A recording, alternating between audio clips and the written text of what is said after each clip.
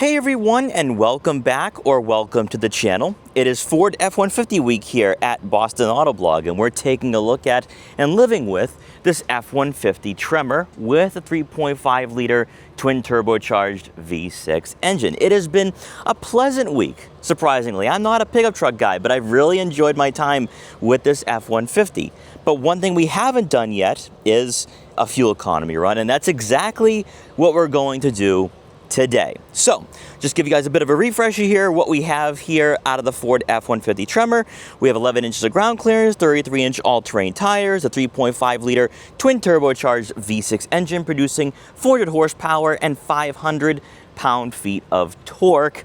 And then it gets to the good part, the fuel economy. You're looking at right around 16 miles per gallon in the city and 21 miles per gallon on the highway. With this Tremor, you are going to have a 36-gallon tank, so 36 times, say, 21 miles per gallon, you're looking at over 750 miles on a full tank, but this is going to be very, very expensive. Before we set off on this trip, let's go over the parameters and guidelines for this test to make sure that we are doing this properly. So beginning with the fuel requirements here, this is where it gets interesting because we have two options. You have a minimum requirement of 87 octane out of the Ford F-150 with a 3.5 liter twin turbo V6. However, Ford does recommend using premium fuel, and when you take a look at the performance numbers, 400 horsepower, 500 pound-feet of torque, it is based off of premium fuel. So we're going to stick with premium fuel this time. I know this is going to get costly, so we're going to go to Shell, use 93 octane. This will be a 100-mile round trip, 50 miles down, 50 miles back. Then we're also going to set the cruise control between 65 and 70 miles an hour. And then lastly is going to be the drive mode. And every single test we have done is either in comfort or normal. We have normal today. We're going to stick with normal. I think a lot of people are going to be in this mode anyway if they're not towing anything and they are just going to work or going on a little bit of a road trip with the family. So let's set off and let's see what we can do here out of the F-150. Can we reach 21 miles per gallon on the highway? Well, let's find out. All right, so we have filled up the F-150, $100, the most I have ever spent on filling up a vehicle in my life. I don't know how you guys do it. I really don't know how you guys do it. So I will interject like I normally do if I have anything to say when it comes to the cruise control settings, lane centering, etc. Also, I do have my handy-dandy decibel meter, so we're going to find out how quiet the cab of the F-150 Tremor really is with the all-terrain tires. I wouldn't be surprised if it's actually lower than the Toyota 4Runner Trailhunter that we featured about 4 weeks ago, because the interior is really quiet. I mean, you would think with large tires it'd be louder, but it's not. And this really does feel like a luxury pickup truck, even though it's supposed to be off-road tuned, more of like an overlanding trim. So I'm curious to see what happens. I have no expectations this time around. If we can get to 21 miles per gallon, that's great. But either way, this should be a pleasant drive. I've really enjoyed my time with the F-150 Tremor. So whatever we get, we'll see what happens.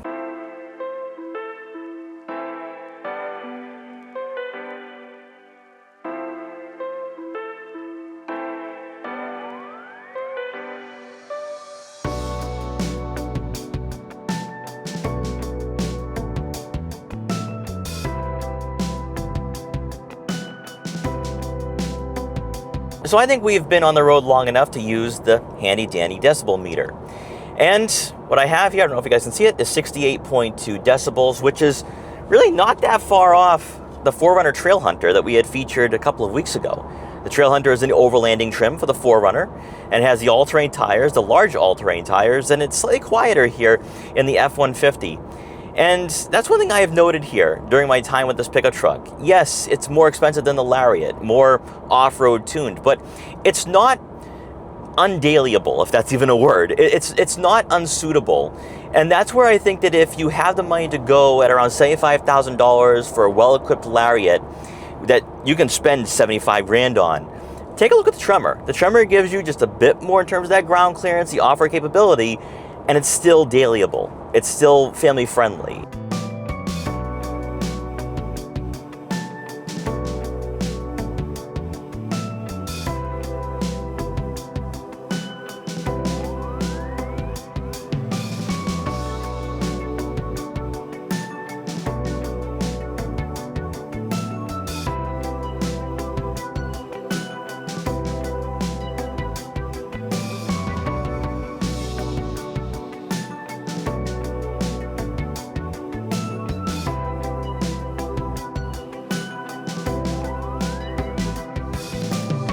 So we're now at the 25-mile mark, and we are sitting at just over 22 miles per gallon.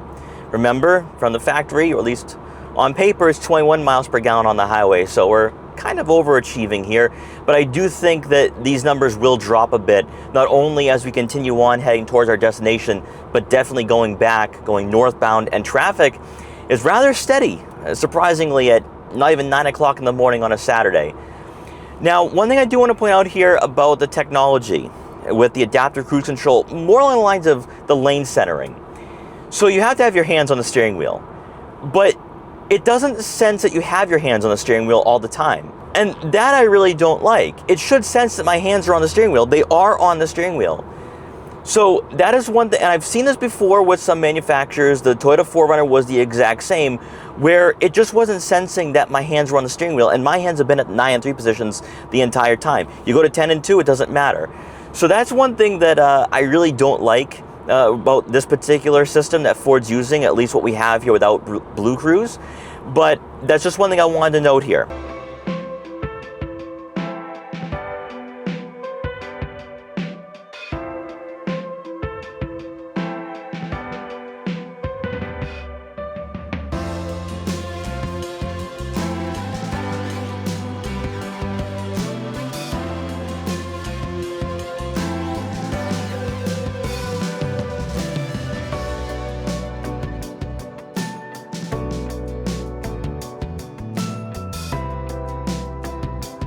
So we're about 2 or 3 miles away from our exit, and I'm currently sitting at 23 miles per gallon now.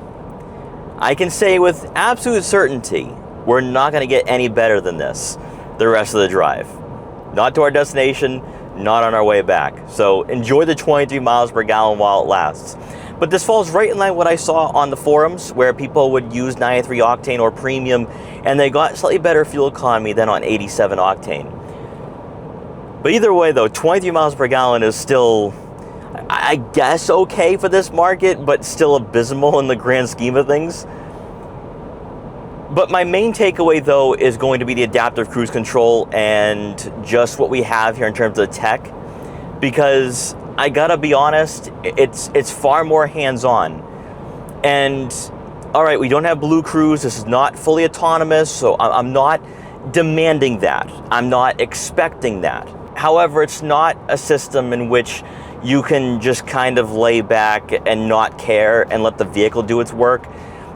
This is something you need to be a bit more hands-on. And typically, if you've seen in the time lapse, actually a decent amount of traffic this morning, I'd probably not be in adaptive cruise control right now if I wasn't doing a fuel economy test. I'd probably just take over, because the situations that I've found myself in so far, I just don't think that for normal driving, this isn't necessarily safe, especially on Route 24 in Massachusetts. If you know, you know, this is not a safe highway, and people drive pretty aggressively down here.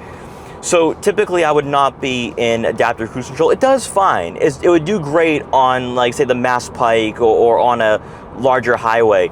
But in this situation, you have to have your hands on the wheel. You have to be a bit more involved. And that's where I would say maybe upgrade to Blue Cruise, even though it's an extra add-on. And I mean, you're already paying 82 grand for the model we had today. Blue Cruise would probably be a better choice if you're someone who does like having semi-autonomous, close to fully autonomous driving, because this isn't it. This is not it with the current setup that we have here with the Tremor. And like I said earlier on back there, the fact that it doesn't sense your hands on the steering wheel, that to me, I'm not liking that. Now, to get out of that system and where it having it beep at you, you just shake the wheel a bit, letting you know that you are alive. But so far, I have featured other vehicles where that isn't the case, and that's something you need to do. So that's one thing I'm going to note here on the F-150 Tremor, and with the adaptive cruise control and lane centering. It's just not as competitive as what I've seen from other manufacturers, especially mainstream manufacturers.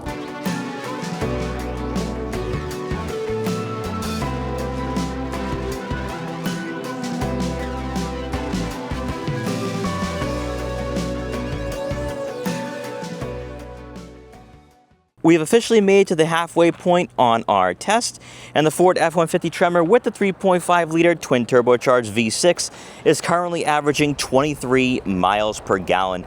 This is the best it's going to get, though, unfortunately. We're heading northbound, and traffic is building on the highway, so I'm expecting closer to 21 miles per gallon at the end of this test if I was a betting man. Probably more importantly, though, out of the F-150 Tremor is how suitable is it as a daily driver. And I would argue it's more suitable than what we had with the 4Runner Trailhunter a couple of weeks ago. Even though interior insulation really isn't that much different, neither is the MPG's, I like the F-150 Tremor's on-road demeanor more than that 4Runner Trailhunter. I know, not in the same class, two completely different vehicles, but the F-150 Tremor is most certainly dailyable, it is suitable, it is family friendly, it's practical, and the fact that we have everything under one roof out of the Tremor makes this the perfect trim. Now again, it's going to come down to pricing, but as we've discussed earlier on in other videos, for 2026, Ford does offer the 402B package, giving you the transfer case and the limited slip differential out of the Raptor, and you're only paying $4,000. And on top of that, you get the leather trim seats that are heated and ventilated. So this pickup truck has become a bit more affordable in recent years, and I really do think that if you're someone who does go off-road, you overland, or you just tow and haul things, the Tremor is going to be a more suitable choice over that Lariat with the FX4. So even though it's a bit more expensive, you definitely get your money's worth. Before we set off for the second leg of this drive, I want to go over one more rule when we head to the gas station. One click, everyone knows the rules. That's the method here on Boston Auto Blog. I know others do different methods, but I just want to get a rough estimate. I'm not sitting here trying to get a scientific outlook as to what the MPGs are going to be. One click should be more than sufficient, and usually it has been rather accurate when it comes to the fuel economy that I'm seeing on the digital gauge clusters. So that's what we're going to do, and now it's time to set off and see what we can get here at the end of this 100-mile round trip.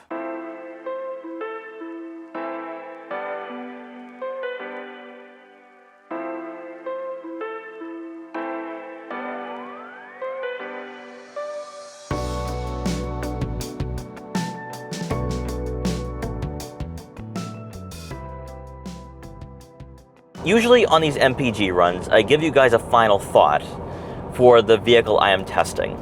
But we have done enough videos on the Tremor so far where I feel like you guys know where I think this F-150 places in the lineup, where it's a better choice over the FX4 Lariat and probably more sensible than a Raptor.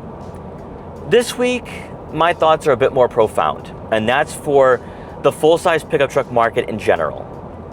Outsiders, including myself, because I've never really been a pickup truck fan, have always questioned why these vehicles, for one, so expensive, but two, why have they become luxurious? They've become comfortable. The technology is really impressive, considering the fact that these pickup trucks were supposed to be rugged, durable, long-lasting, and that was the fundamentals that has carried this market through for probably 100 years now. But if you really think about it, in the 21st century, the uses for pickup trucks are no longer black and white. If you bought an F-150 in the 1950s or 60s, you were probably a contractor. You worked at a construction site. You were a farmer. Now in the 21st century, with everything being so connected, you can buy a pickup truck, no matter where you live, put an RV or a boat on the back, and then go to your destination, go to your summer house. Life has changed, where you buy these vehicles for their year-round capability. They're multi-dimensional aspects that an SUV is just not gonna cover, right? The payload capacity, towing capacity, the cargo bed, these are things that people are still looking for today. Even though everything's become more digitalized and technologically focused, there's always gonna be someone out there that needs to tow and haul something. And if you think about it now, people are looking for comfort. They want luxury. They want softness. They don't need a pickup truck that is going to take on farm terrain. They don't need a pickup truck that's going to, maybe not so much for the Tremor, but you don't need a vehicle that's necessary for overlanding, right? You can buy a Platinum and have all the comforts in the world that you could want and really have a vehicle that's suitable for modern day families. The Tremor mixes both of that, where you have the off-road tuned suspension, the all-terrain tires, you have the leather trim seats. And that's where the Tremor is such a great choice. But it's the pricing where I think people have difficulty stomaching this. And I completely get that. I understand that. $82,000 for this Tremor is way too much. Way too much. And Ford did make some adjustments with the packages to get us down to around 70 grand with the 402B. But truthfully, these are no longer blue-collar vehicles. I think now you look at Ford vans, Dodge Ram vans, like all the vans that you have now that these manufacturers offer being more blue-collar friendly. And that pickup trucks now have kind of taken the place of maybe being this middle ground of being like a cargo van, but also an SUV, right? Like you want an expedition experience, but you also want the payload capacity and towing capacity. And that's where the F-150 slots into place. And that's why we have pickup trucks where they are today. Buyers' demands and expectations have grown. They have evolved. And instead of just that cookie cutter design or cookie cutter situation they want, it's not like that anymore. Not everyone is farming. Not everyone is towing a boat or RV or horses in the back. These are people who go to work every single day, 9 to 5, go to an office, but then also want something that they can go on that road trip with their family. So I understand now why pickup trucks are the way they are today. Why they're so maybe sedated, maybe neutered a bit. But it makes sense for the 21st century. It makes sense for the 21st century buyer. And that's why we have pickup trucks like this that are designed like this. And I gotta be honest, I've enjoyed my time with the F-150. I have really enjoyed this lifestyle, and I completely get it. I completely get it. Maybe you're someone who likes tailgating. This is the pickup truck for you. You're someone who works hard Monday through Saturday, and you're gonna go to a football game on a Sunday. This is the pickup truck for you. It really is the all-arounder, and more so with the Tremor, this is everything under one roof.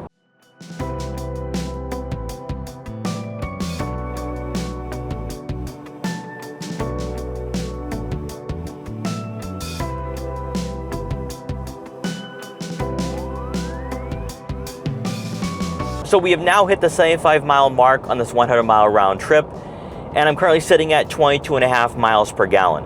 So similar to what other owners have experienced when you use premium fuel, a slight boost in MPGs over regular, but nothing really crazy. So again, the difference is very negligible there.